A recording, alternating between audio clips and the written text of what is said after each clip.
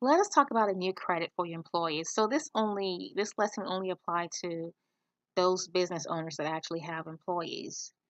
In 2018, if you have an employee and you pay them for either family or medical absence, you can get a credit. Now that credit has to meet the payment has to meet certain requirements. You have to have a written policy in place to adopt this to make this payment. The person you're paying must be a qualified employee, and a qualified employee is someone, according to the Fair Labor Standards Act, who has been employed for at least 1 year and has compensation of no more than $72,000 in 2018.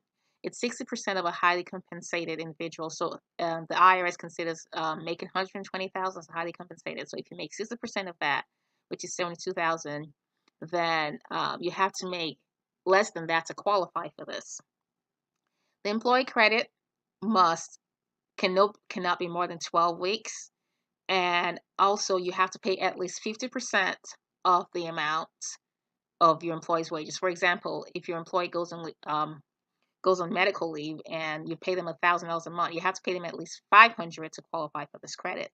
So next we'll take a look at some examples so this makes more sense for you. So let's take a look at ABC Co. ABC Co has an employee called Aaron Smith. He receives a weekly salary of $950, but he wants to take six weeks off because he has a very seriously ill mom. So ABC says, well, go ahead and take the 6 weeks off. We can pay 75% of your wages while you're gone. So let's see how we compute ABC's credit. First of all, they're going to pay 75% of his wages. So that's above the 50%. So that's good. Anything below 50%, it's no. You can't take the credit. It has to be at least 50%. So 75% is good. The weekly benefit amount is $950. Well, if we analyze $950, it's not going to be more than $72,000. That's only $49,400. So we're still good. We're within the limits there. Number of weeks on paid leave is 6. Well, if he did more than 12, you can only take the credit for 12 weeks. So we're still within the limits of the credit here. So we do the calculations. First of all, we want to have a minimum percentage test. So yes, he passed the minimum percentage test, which is at 75. So because it's 75, the minimum percentage you'll get is 12.5%. Then then you get 25 points above the 75. So because he's above the 50, he gets 18.75 because it's marked up because he paid more than the 50%. So that's the markup based on over the 50%. The annual salary is one, so we've done the salary test. It's less than 72,000, so we're good. He's below the max number of weeks. He's paid $5,700, so he gets 18.75% of $5,700 as a credit.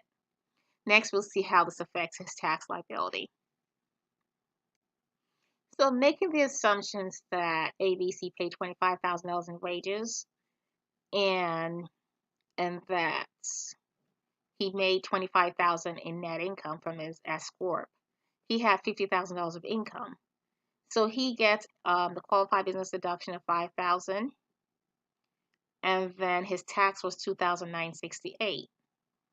So that's the tax he'll pay. But you see here, because of that business credit, he gets that $1,068. So his tax actually goes down to $1,899.25. So when we scroll up, we can see the summary of the difference.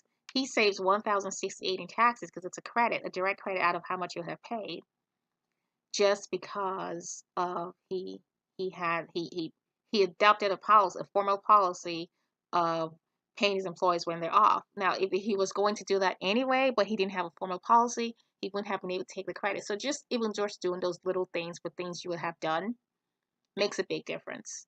Go ahead, I do have templates of how you can write the written policy so it's according to the rule. And if you have an employee that turns up sick or is going to have a baby, going to have an ill mother, this is a way you can compensate them and still get some kind of benefit out of it.